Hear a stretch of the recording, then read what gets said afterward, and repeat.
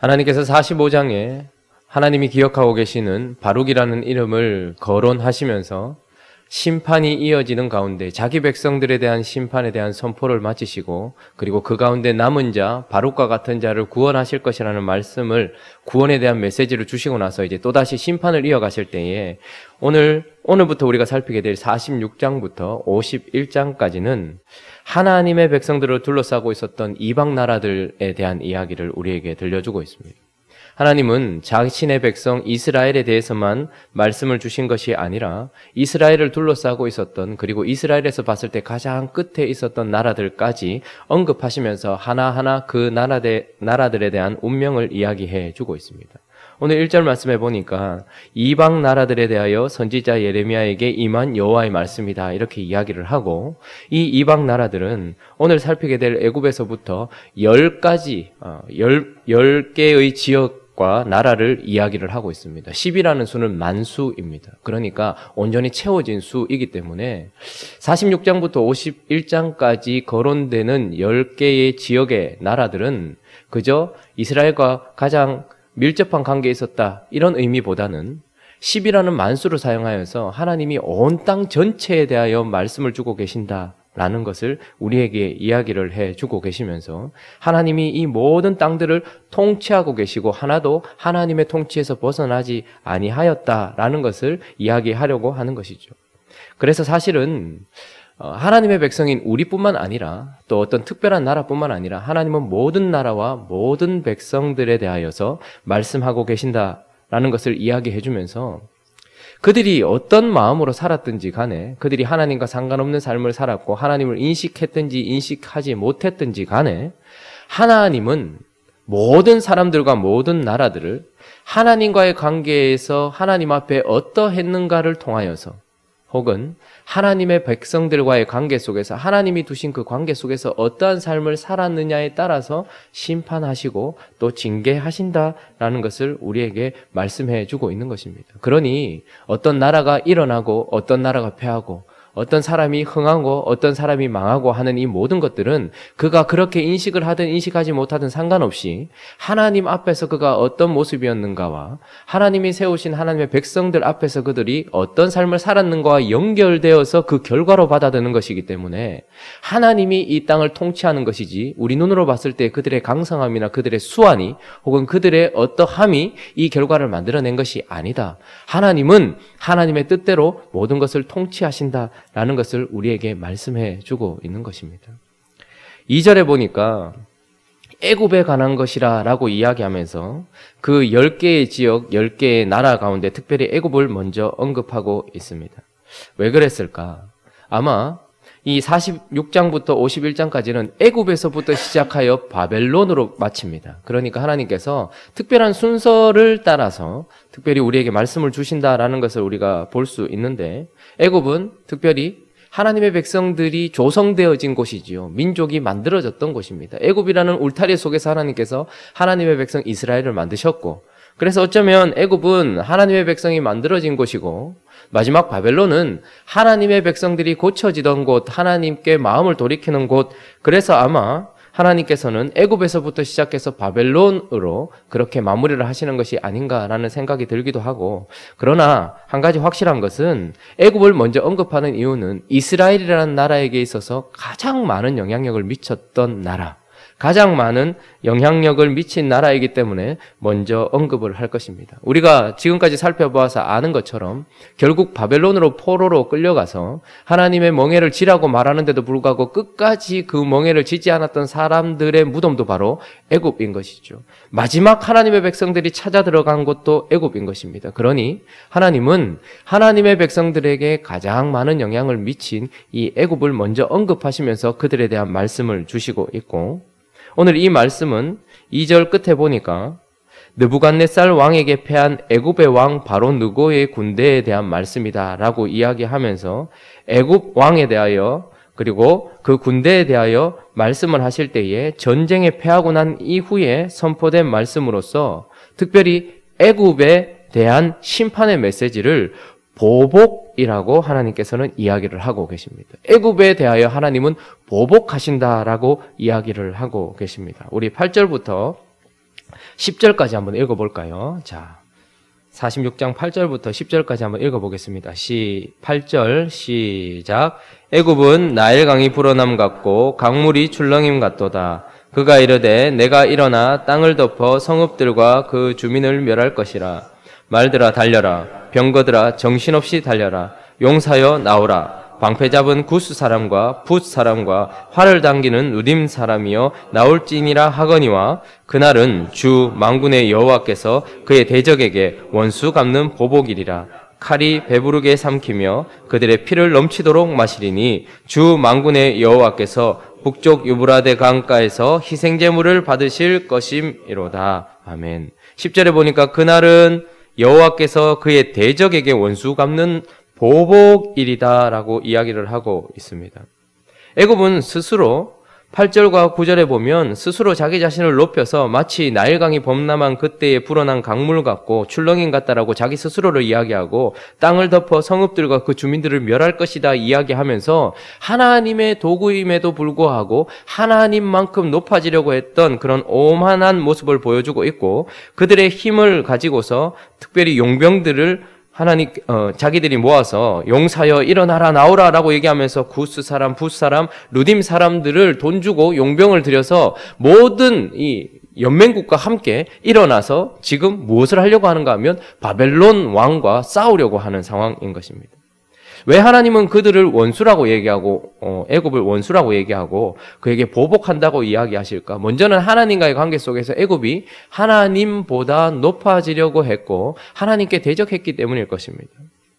하나님께서는 애굽에게 언제나 강성함을 허락해 주셨습니다. 그래서 사실 애굽은 언제나 강한 나라였고 의지할 만한 나라였던 것은 사실입니다. 우리가 잘 아는 것처럼 이스라엘 백성들이 처음에 이 야곱과 그의 식구가 70명이 들어가서 그곳에서 민족을 이룰 수 있도록 울타리가 되어줬던 나라도 바로 애굽인 것이죠. 그래서 애굽은 사실 강성한 나라였고 하나님의 좋은 도구였습니다.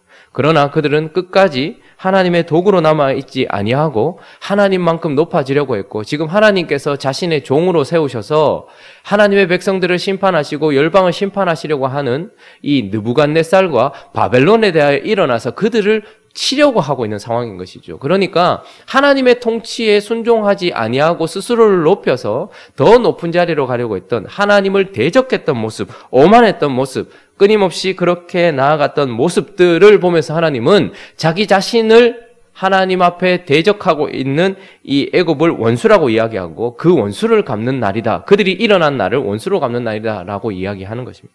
애굽이 이렇게 심판을 받는 이유는 하나님을 대적했기 때문입니다. 그러나 사실 지금 애굽에게 보복일이라고 이야기하는 것은 사실은 하나님 자신에 대해서라기보다는 어쩌면 하나님의 백성 이스라엘에 대해서 그가 했던 행동들 때문에 아마 보복이라는 단어를 쓸 것입니다. 우리는 복수, 보복 이런 이야기를 하면 아주 부정적으로 생각하는 경향이 있습니다.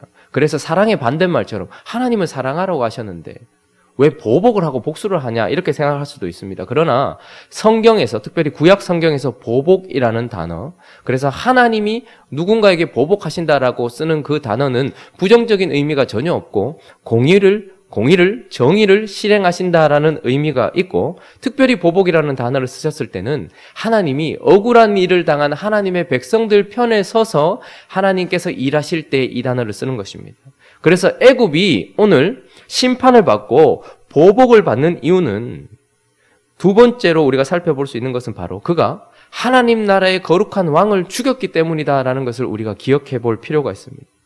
여러분 요시야 왕을 기억하십니까? 요시야 왕을 이야기할 때는 언제나 그가 율법책을 찾았다 이렇게 얘기합니다. 제목만 봐도 그가 율법책을 발견하다 이렇게 나오고 그가 율법책을 발견한 것이 그냥 책 하나 발견하고 끝난 것이 아니고 그 발견된 율법책을 자기 마음 가운데 새겼기 때문에 이방 제사들을 폐하다 이런 이야기가 나옵니다. 그리고 종교를 개혁하다 이런 이야기가 나오고 그리고 유월절을 지키다라는 이야기가 나옵니다. 그러니까 하나님의 나라에 거룩한 왕으로 서서 하나님의 백성들 안에 있는 우상을 제거할 뿐만 아니라 하나님의 말씀대로 하나님을 섬기게 만들었던 요시야라는 왕이 결국 어떻게 됩니까? 갈그미스 전투에서 이 바로 느고에게 갑자기 죽임을 당하는 그런 상황이 발생을 했습니다. 왜 하나님은 갑자기 애굽에게 보복을 하시는가? 불과 한 4, 5년 전에 그 거룩했던 왕 요시야를 죽인 나라와 그 왕과 그 군대이기 때문에 하나님은 요시야 왕을 죽인 것에 대한 보복으로 이 일을 하고 계신다라고 이야기를 하고 계시는 것입니다. 하나님의 나라의 경건한 왕 요시야를 죽였던 그 일에 대하여 하나님이 요시야와 이스라엘 나라 편에 서서 그렇게 보복을 해 주시는 것이죠. 애굽은 하나님께 이렇게 보복을 받고 있는 것입니다. 또 하나, 이 애굽이 보복을 당하는 이유는 하나님의 왕을 죽인 것뿐만 아니라 그 이후에 어떻게 됩니까? 하나님의 백성을 압제했기 때문이다라고 이야기하죠. 우리가 한번 찾아볼까요? 열왕기하 24장 그 이야기를 해주고 있죠. 열왕기하 24장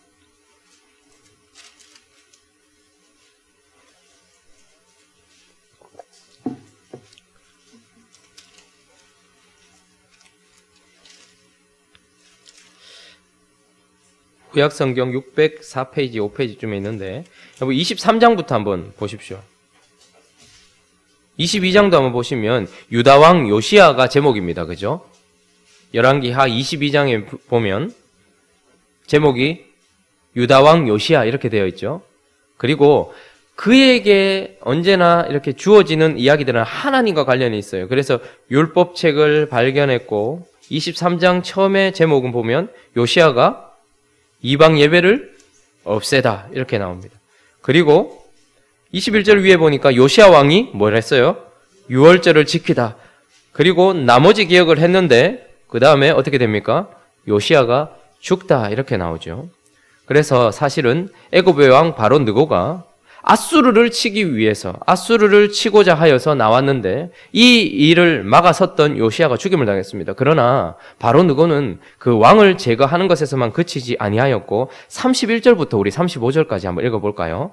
열왕기하 24장 31절부터 35절 있습니다. 시작. 여호아하스가 왕이 될 때에 나이가 23세라 예루살렘에서 석 달간 다스리니라. 그의 어머니의 이름은 하무달이라. 림나 예레미야의 딸이더라.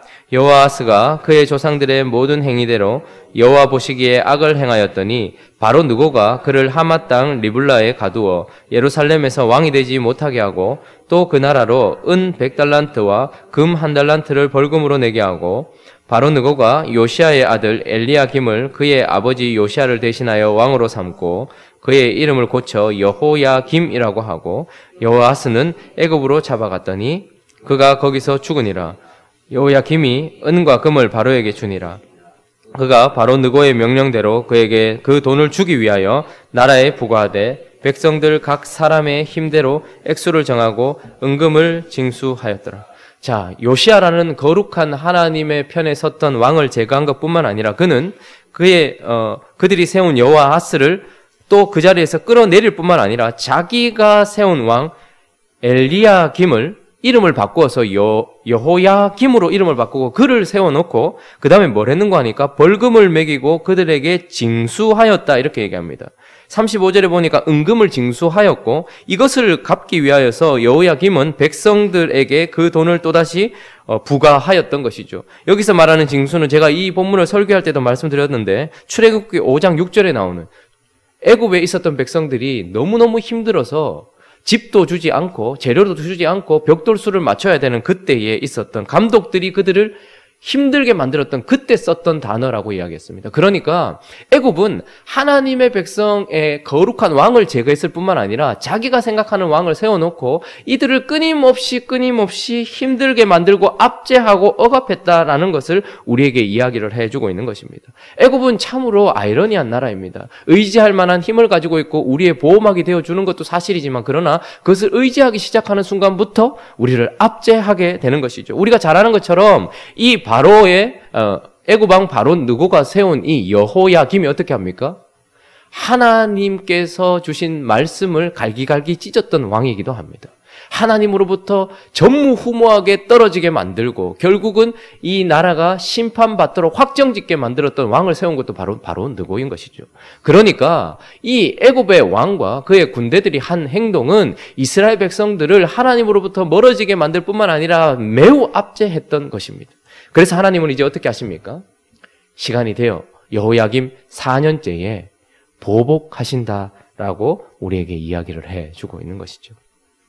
애굽에 대한 하나님의 말씀의 첫 번째 부분은 하나님은 애굽에게 보복하신다라는 것입니다. 말씀을 정리하면서 우리에게는 애굽과 같은 존재가 없는지 한번 생각해 보기 바랍니다. 오늘 이 아침에. 이스라엘 백성들에게 있어서는 애굽은 하나님을 대신하는 나라였습니다. 언제나 내가 힘들고 어려울 때면 찾아드는 나라. 결국 내가 하나님 아니면 결국 하나님보다 더 의지해서 그곳에서 내 인생을 마칠 만한 나라. 내가 무엇인가 의지하고 있는 그 강력한 힘, 그것이 바로 애굽입니다. 그런데 그 애굽은 결국 하나님께서 세우신 왕을 제거했다라는 것을 통하여서 우리도 보게 되는 것처럼 그 애굽이 우리에게 있는 한 우리 마음속에서 하나님이 세우신 예수 그리스도라는 왕이 제거되고 밀려나게 만드는 그 어떤 것.